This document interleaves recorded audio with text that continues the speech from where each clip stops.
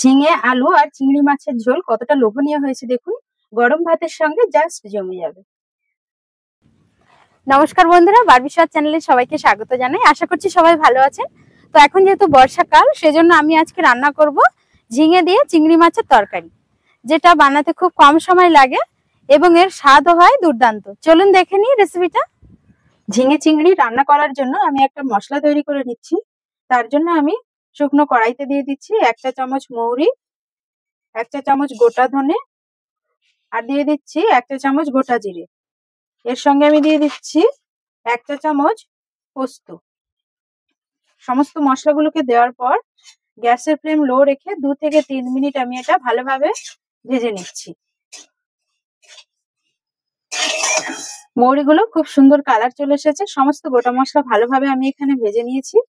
এরপর এটা ঠান্ডা করে অল্প জল অ্যাড করে মশলাটা আমি মিহি পেস্ট করে নেব।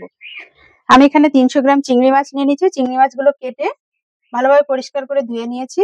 আর এখানে 500 গ্রাম ঝিঙে নিয়েছি। ঝিঙেটা আমি পরিষ্কার করে ধুয়ে তারপরে কেটে নিয়েছি। ঝিঙের পিসগুলো একটু বড় বড় রেখেছি, যেহেতু ঝিঙে রান্না করার পর গলে যায় সেই জন্য।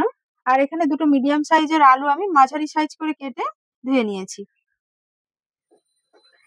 এরপর আমি চিংড়ি মাছটাতে সামান্য পরিমাণে লবণ ও হলুদ দিয়ে ভালোভাবে মাখিয়ে নিচ্ছি। এটা আমি 5 মিনিটের জন্য রেখে দিচ্ছি।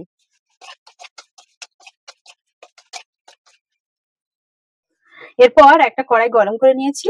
কড়াইতে আমি দিয়ে দিচ্ছি 2 চা চামচ পরিমাণে সরষের তেল। তেল গরম হলে দিয়ে দিচ্ছি চিংড়ি মাছগুলো। চিংড়ি মাছটা দেওয়ার পর গ্যাসের ফ্লেম লো রেখে 2 থেকে 3 মিনিট এগুলোকে ভেজে নিতে হবে।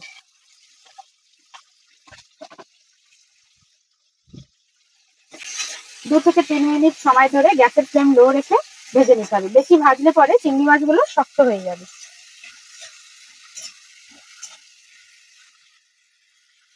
চিংড়ি মাছগুলো ভাজা হয়ে গেছে। মাছগুলো আমি এবার তুলে রাখছি।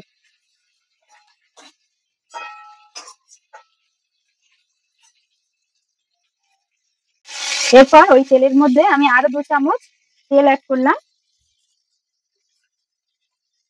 এর মধ্যে আমি দিয়ে দিচ্ছি কেটে রাখা আলুগুলো।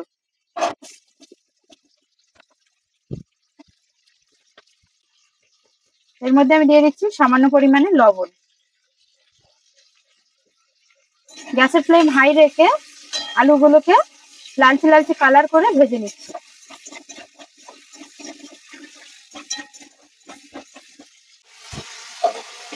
আলুটা খুব সুন্দর লালচে কালার হয়ে এসেছে।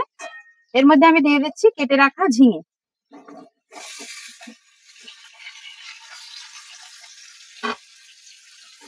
ঝিঙে থেকে যেহেতু জল ছাড়ে, সে কারণে গ্যাসের ফ্লেম হাই রেখে 4 থেকে 5 মিনিট সময় ধরে খুব ভালোভাবে আমি এটাকে ভেজে নিচ্ছি।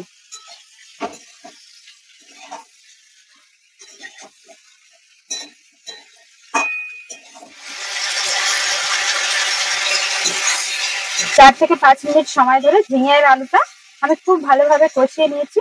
এরপর আমি এটা অন্য পাত্রে তুলে রাখছি।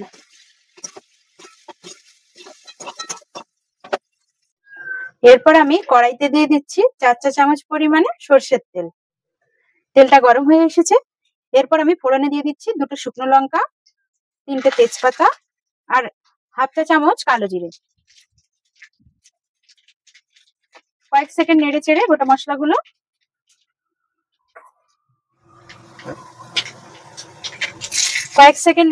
দিয়ে দিচ্ছি কুচানো পেঁয়াজ।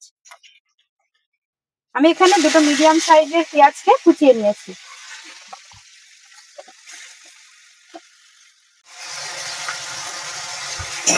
গ্যাসের ফ্লেম মিডিয়ামে রেখে 3 থেকে 4 মিনিট সময় ধরে ভালোভাবে আমি পেঁয়াজটাকে কষিয়ে নিচ্ছি।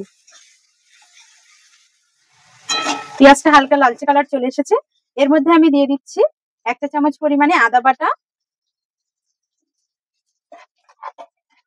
আর দিয়ে দিচ্ছি কুচানো কাঁচা লঙ্কা। লঙ্কার পরিমাণটা অবশ্যই আপনাদের পছন্দ মতন দেবেন। এরপর আমি এগুলো ভালোভাবে আরো মিনিট 2 সময় ধরে কষিয়ে নিচ্ছি। মশলাটা খুব ভালোভাবে কষিয়ে নিয়েছি। এর মধ্যে আমি দিয়ে দিচ্ছি টমেটো কুচি। আমি এখানে দুটো মিডিয়াম সাইজের টমেটোকে ভালোভাবে কুচিয়ে নিয়েছি। এরপর আমি দিয়ে দিচ্ছি স্বাদ অনুযায়ী লবণ। লবণটা দেওয়ার ফলে টমেটোটা তাড়াতাড়ি গলেও যাবে।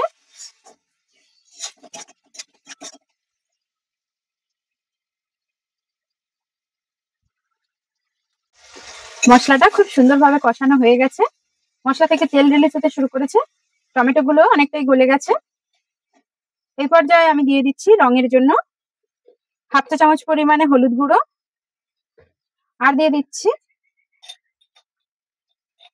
1 চা চামচ পরিমাণ কাশ্মীরি লঙ্কার গুঁড়ো। গুঁড়ো মশলাগুলো কষানোর সময় আমি দিয়ে দিচ্ছি সামান্য গরম জল। এর ফলে মশলাগুলো তলায় ধরেও যাবে না, আর রান্নার স্বাদও খুব ভালো হবে।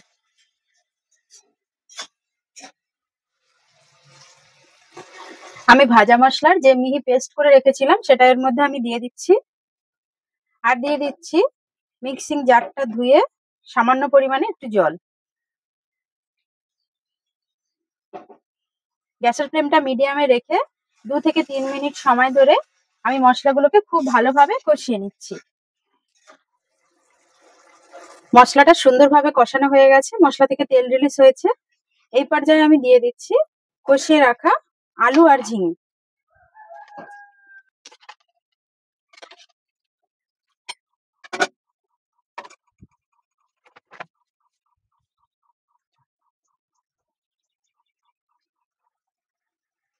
গ্যাসের ফ্লেমটাকে মিডিয়ামে রেখে আলু আর ঝিঙেটাকে ভালো করে আমি কষিয়ে নিচ্ছি। 4 থেকে 5 মিনিট সময় ধরে এটা ভালোভাবে কষিয়ে নিচ্ছি। ঝিঙে আর আলু ভালোভাবে আমি কষিয়ে নিয়েছি, আলুটা অনেকটা সেদ্ধ হয়ে এসেছে। এই পর্যায়ে আমি দিয়ে দিচ্ছি গরম জল।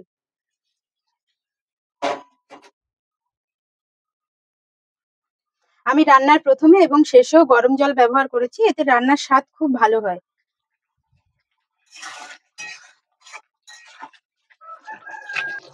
আমার চ্যানেলে নতুন বন্ধু হয়ে থাকলে অবশ্যই চ্যানেলটা সাবস্ক্রাইব করার অনুরোধ রইল।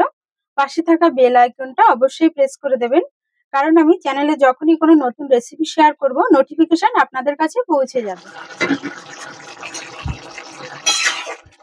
এরপর ঢাকা দিয়ে 5 মিনিট ঝিঙে আলুর ঝোলটা আমি ভালো করে ফুটিয়ে নিচ্ছি। 5 মিনিট হয়ে গেছে, আলুটা অলমোস্ট সিদ্ধ হয়ে এসেছে। এর মধ্যে আমি দিয়ে দিচ্ছি চিংড়ি মাছগুলো।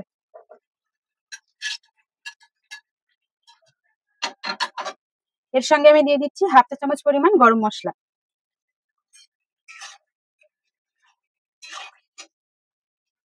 স্বাদের ব্যালেন্সটাকে ঠিক রাখার জন্য দিয়ে দিচ্ছি সামান্য পরিমাণে চিনি। এরপর আমি সমস্ত কিছু ভালোভাবে মিশিয়ে নিচ্ছি।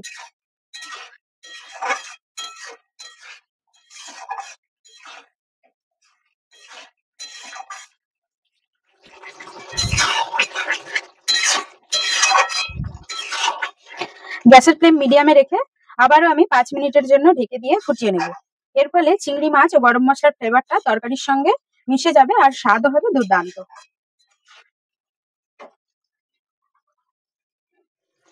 তরকারিটা একদম রেডি হয়ে এসেছে। এই পর্যায়ে আমি গ্যাসটা বন্ধ করে দেব, 5 মিনিট ঢাকা বন্ধ করে রেখে দেব, তারপর আমি এটা সার্ভ করব। দেখতেই পাচ্ছেন কতটা সুন্দর হয়েছে, গরম ভাতের সঙ্গে খেতে দারুণ লাগে। রেসিপিটা ভালো লাগলে অবশ্যই একটা লাইক করবেন। রেসিপিটা আপনারাও অবশ্যই বাড়িতে তৈরি করতে পারেন। কেমন লাগলো কমেন্টে জানাতে ভুলবেন না। আজ এই পর্যন্ত, আবার আসছি অন্য কোনো রেসিপির সাথে। ততক্ষণ সবাই সুস্থ থাকবেন, ভালো থাকবেন। ধন্যবাদ।